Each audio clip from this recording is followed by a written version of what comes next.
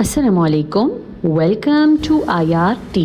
دوستو، پچھلی ویڈیو میں ہم نے منگولوں کے تعارف کے بارے میں آپ کو تھوڑا سا بتایا۔ آج کی ویڈیو میں ہم منگولوں کے ایک سردار یسوگئی اور اس کے بیٹے تیموجن کی حکمرانی کے کچھ واقعات اور کارنامے بیان کریں گے۔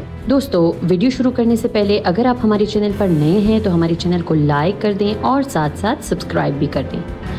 دوستو، منگولوں کی زندگی کٹھن، وحشیانہ اور انسانی اخلاق سے آری تھی۔ جس کی لاٹھی اس کی بھینس کے اصول رائج تھے۔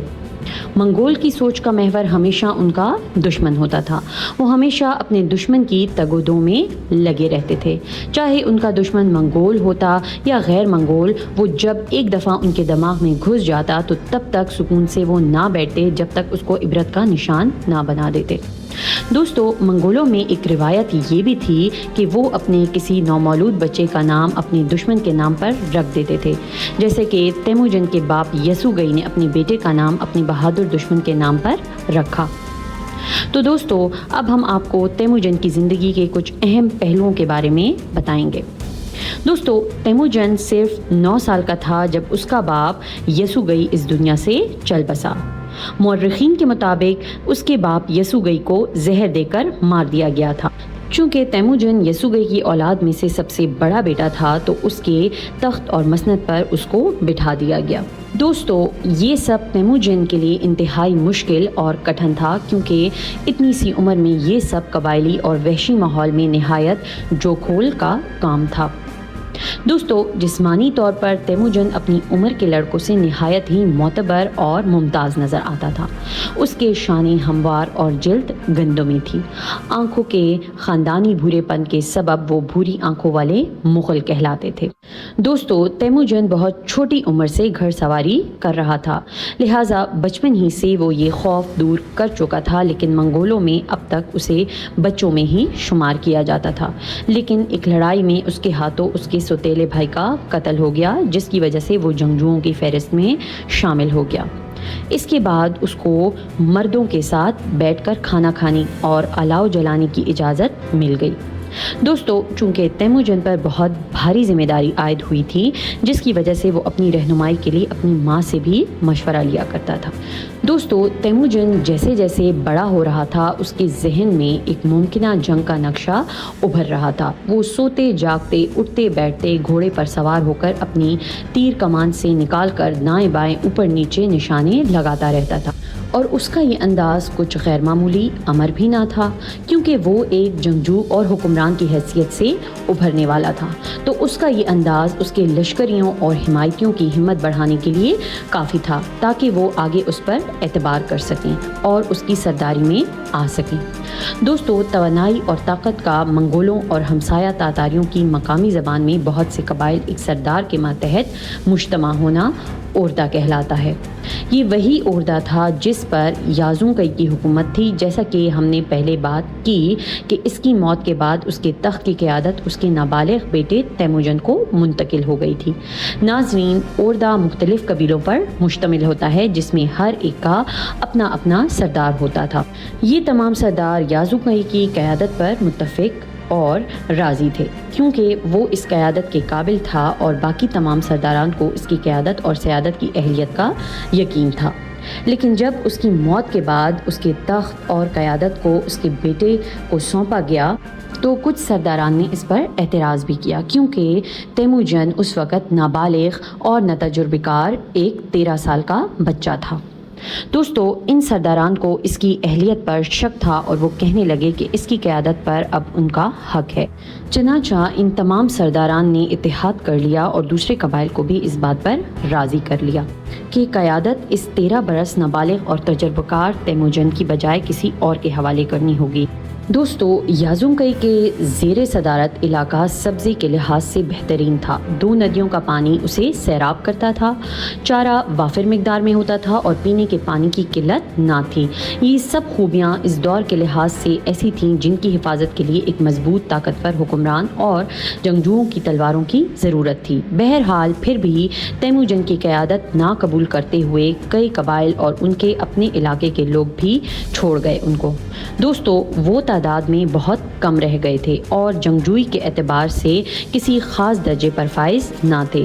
جب تیموجن نے اپنے قبیلے کی باغ ڈور سنبھالی تو اس کی قوم کا مستقبل بے یقینی کے سوا کچھ نہ تھا، کیونکہ ایک اکثریت جو اس کو چھوڑ کر چلی گئی تھی اس میں کئی بڑے نام شامل تھے۔ دوستو، اگر یہاں یازوں کئی کے ایک بڑے دشمن ترگاتائی کا ذکر نہ کیا جائے تو شاید منگولوں کی تاریخ ایک ٹوٹی زنجیر کی مانند ہوگی۔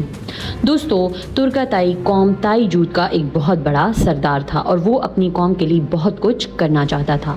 وہ اپنی قوم کو محکوم قوموں سے نکال کر حاکم قوموں میں شامل کرنا چاہتا تھا۔ یہ لوگ مغلوں کے بہت بڑے دشمن تھے، لیکن یازوں کئی کی تلوار کی کاٹ کے سامنے ان کی مجال نہ تھی کہ صحرائے گوبی کے اس پار بری نیت سے دیکھ سکیں۔ لیکن جب یازوں کئی کی موت واقع ہوئی اور ترگاتائی نے یہ خبر سنی تو وہ خوشی سے جھوم اٹھا، کیونکہ جس موقع کا وہ برسوں سے انتظار کر رہا تھا وہ آ پہنچا۔ دوستو، ترگاتائی نے یہ خبر اپنی قوم کو جب سنائی تو ان سے کہا کہ کیا میں تم کو ایسی وادی میں نہ لے چلوں جہاں کا موسم خوشگوار، پانی اور گوشت وافر مقدار میں ہے، اور جہاں بھوری اور ترچھی آنکھوں والی خوبصورت عورتیں ان کا انتظار کر رہی ہیں۔ دوستو، یہ سب سننا کیا تھا کہ جوت قوم وحشی دیوانہ وار تیار ہو گئی کہ سردار ہم سب آپ کے ساتھ ہیں۔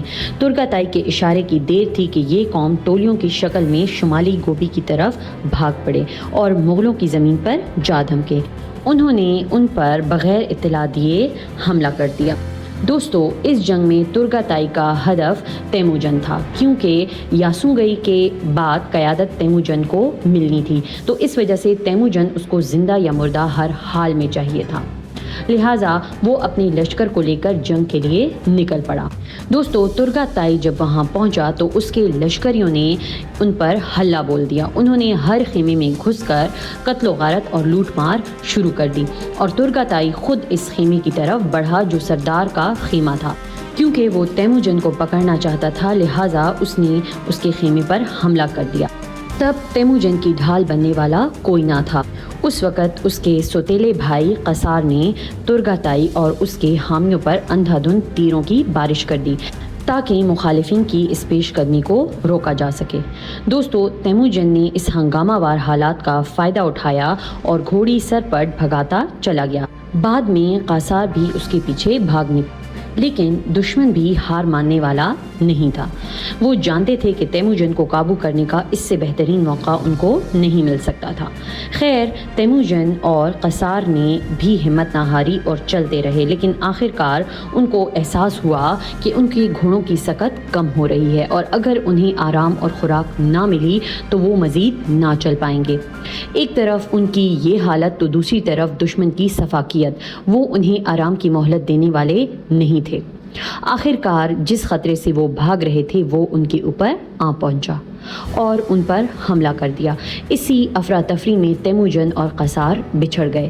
جب دشمن ان کے سر پر پہنچ گیا تو اسی اثنا میں قیصار دائیں طرف مڑ گیا اور بدقسمتی سے تیموجن کو مڑنے کا کوئی اشارہ نہ کر سکا، جس کی وجہ سے تیموجن گھوڑا دوڑاتا سیدھا نکل گیا اور قیصار مڑ گیا۔ تیموجن آگے بڑھا تو سامنے ایک پہاڑ پایا، اس کے پاس پیچھے مڑنے کا کوئی موقع نہ تھا، چنانچہ وہ گھوڑی بھگاتا سیدھا پہاڑ پر چڑھ گیا، لیکن دشمن بھی غافل نہ تھے۔ انہوں نے اس کا تعاقب کرتے ہوئے اسے پہاڑ پر چڑھتے دیکھ لیا تھا۔ دوستو، تیموجن پہاڑ کی چوٹی پر چڑھ کر رک گیا۔ گویا اس کو آرام تو مل گیا، لیکن بھوک پیاس سے اس کا برا حال تھا، کیونکہ اس کے پاس کھانے کو کچھ نہ تھا۔ چند روز گزرے تو اس کی حالت غیر ہونا شروع ہو گئی۔ دشمن کے گھراؤ کو توڑ کر وہ نیچے تو آ گیا، لیکن بھوک اور پیاس کی وجہ سے وہ مزید آگے نہ چل سکا، اور اس کی اسی حالت کا دشمن نے فائدہ اٹھا کر اس کو پکڑ لیا۔ حکم کے مطابق اس کو زنجیروں سے باندھ دیا گیا اور ترگاتائی کو یہ خبر پہنچا دی گئی کہ اس کے دشمن کو زندہ پکڑ لیا گیا ہے۔ تب ترگاتائی کی خوشی کی کوئی انتہا نہ رہی۔ دوستو، آج کے لیے اتنا ہی۔ اگلی ویڈیو میں ہم آپ کو بتائیں گے کہ تیموجن پر کون کون سے مظالم ڈھائے گئے اور اس نے ترگاتائی کی حکمرانی سے اپنی کس طرح سے جان چھڑائی۔ دوستو، امید ہے ہماری آج کی ویڈیو آپ کو پسند آئی ہوگی۔ ہمیں کمنٹ باکس میں اپنے فیڈ بیک سے ضرور آگاہ کیجیے۔ انشاءاللہ اگلی ویڈیو میں دوبارہ حاضر ہوں گے، تب تک کے لیے اپنا بہت سارا خیال رکھیے گا۔ اللہ حافظ۔